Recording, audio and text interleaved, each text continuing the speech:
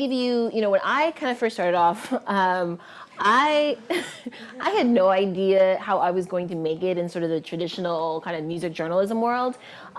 It was super male dominated, and which is why I as well really gravitated towards being a scene, because it felt very much like a safe space to be in.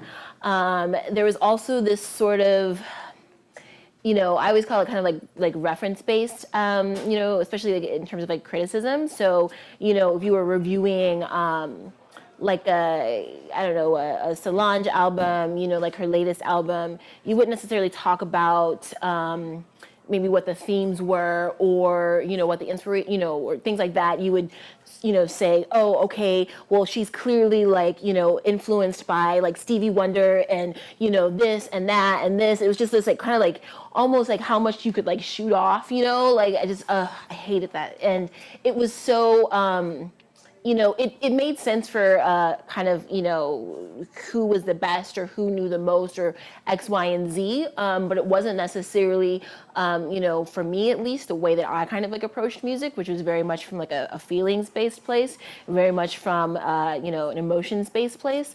And there were, topics and discussions that I felt like were really happening in the music journalism world, or excuse me, in the music that I was listening to from the artists that were making it, that was not actually being addressed, because it was very much, being written about from this one specific perspective. And, as well, sort of in terms of the, like the past, there were a lot more kind of like traditional outlets, right? So you had, music coverage from music magazines. You had, Rolling Stone coming out every week. You had, Vibe, you had Spin, you had, all of these really big publications. You had music, journalism, or just music in general being covered by, every newspaper, right? So there is, the Chicago Tribune was always reviewing shows or reviewing albums. The Chicago Sun-Times is always doing that. You had alt weeklies that were always doing it. You had, there was just almost like an abundance, really, of places where you could go to find this information. You had, TV. You had MTV. It wasn't like the most groundbreaking stuff all the time, but it was pretty interesting. So there was always ways in which you could get that kind of like reporting as it related to music. Like I said before, where I learned the most in terms of being a writer was through the underground. These are just some of the covers that Venus Scene had. So you can see Bjork, Missy. I worked on the this one. Anyway, it was a really cool place, and I personally felt that like a lot of the underground publications were one where a lot of like more obscure artists could get that kind of due, but also, it was a really good place to sort of like learn the ins and outs of the industry. And the internet, which, obviously came a little bit later. It started with like blogs, places like Fake Shore Drive, Gorilla versus Bear, Stereogum, etc. There was a real kind of peak in terms of online outlets for kind of the new face of journalism. But unfortunately, like not all of these outlets have actually, survived, because the music industry, like I said before, more than kind of any other industry, has been changing at such a rapid pace, right? So if we think about music in general, people were starting to pirate music all the way back to like 1998, 1999, right? So music as a particular art form and the medium in which it was consumed has been completely transformed compared to maybe like television or film or, literature for more than 20 years. A lot of these other sort of like art forms are just now kind of like getting, incorporating with technology, but music has sort of kind of had the bottom pulled out from under it for a long time, and which means that it's kind of really progressive compared to other things. And so what I have found, again, is that you kind of have to follow along with the waves in which music is changing in order to really kind of facilitate a career for yourself. Because if you're really just gonna like want to stick to your guns and only do, I only want to write for alt weeklies or newspapers. I only want to, write for blogs. I only want to, write for underground publications and whatnot. You're going to get left behind because, as we know, things are constantly changing. And so for me, what I learned as an artist, as a writer, as a journalist, was to kind of always be open to experimenting and trying new ways of writing about and talking about the music that I loved, to basically like kind of stay afloat. And oftentimes too, the things that we think that we won't necessarily really like or enjoy are actually like pretty cool ways of doing things. So right now, there's social media, right? I think, sorry, I don't have your name, but you talked about having your own YouTube channel. Exactly, there are, when I was graduating college in 2009, I did not imagine that people would have their own like music YouTube channels where they're like reviewing music, but now it actually like makes so much sense, right? Because you can play clips of the song, you can play clips of the video. It's sort of like going back to those days of like having like MTV and places like that, right? But like you're actually creating the content yourself rather than sort of like watching it on your like cable television. So, you have outlets through like social media, ways of sort of writing about, reporting about, and like monetizing things as well. You have things like,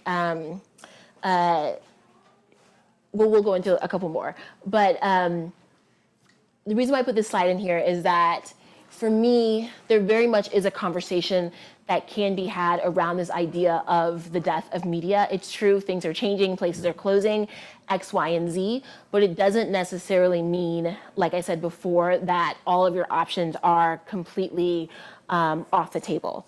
And so, with that, I want to go through just a couple of additional options of what you can do in terms of kind of survival. So for me, what was really important was sort of developing my own niche, right? So it was figuring out where I was good, what I knew, X, Y, and Z. When I worked at Venus Scene, right, we were kind of just, women, non-binary, trans publication. That meant that it's going to be our background. That meant that we would cover all different sorts of artists, right? So we were covering, everyone from, as you saw in the covers, we had, hip hop with Missy Elliott. We had, rock with like Slater Kinney. We had, more experimental sounds from Bjork. We had electronic music. We had everything. So, for me, I was like, well, what do I like? I like kind of everything. I listen to a wide variety of music, but there are certain genres that are more important to me than others. And so those genres that were more important to me were things like house and dance music, but house especially, being a Chicagoan. It was like R&B and soul and like hip hop in particular. And so those were the areas that I kind of honed in on and made my specialties. And what I also noticed that when I was sort of, trying to approach or working with different publications is that oftentimes they didn't have anyone who was actually covering those areas. It seems like even if a genre is really popular or a lot of people listen to it or whatever, there are still really big gaps as it relates to journalism across the board, music journalism in particular, because the people who are in charge are always going to want to like focus on and feature what they actually like the best, right? And so that's why you're always going to like, especially like a place like Rolling Stone or whatever, like how many times are they going to have something on like, granted, I really like his music, but like they'll feature like something on Bruce Springsteen like every 2 months, right? Like they're just always gonna do it, always. And there's nothing wrong with that, right? Or they're always gonna like feature something on like, I don't know, like the Foo Fighters or whomever. And it's just like, okay, but are they still releasing music? Why does this matter? Like, this is ridiculous. But being able to identify those kind of gaps in coverage and knowing like what, if you have a kind of specialty or a background or an expertise in that area, can really allow for you to get into places that maybe might have seemed a little bit harder than before.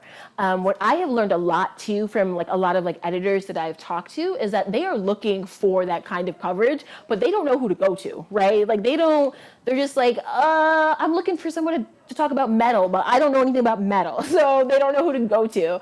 I think of like people like Kim Kelly, who like worked for Noisy for years. Kim started as like a freelancer, specializing in metal in particular. That's why I'm bringing this up, And then they brought her on as like an editor, and that was like her focus, because as this metal writer, she was able to bring in this whole new audience that like they didn't know, where to get before. Like I was really good friends with a lot of like the older Noisy editors, and by older I mean like just they were like the original kind of tenured people, and they were like hip hop heads, right? Like a lot of them like were in Chicago or spent time in Chicago. That's what they knew. They didn't know anything about electronic music. They definitely didn't know anything about like metal. Like they wouldn't know how to speak about any of that kind of stuff, but they were also like, hey, we're not covering this thing, like, what should we do? And, Kim saw like, hey, you're not covering this thing, and I know exactly how to cover it. So that's why it's really important to kind of find your area.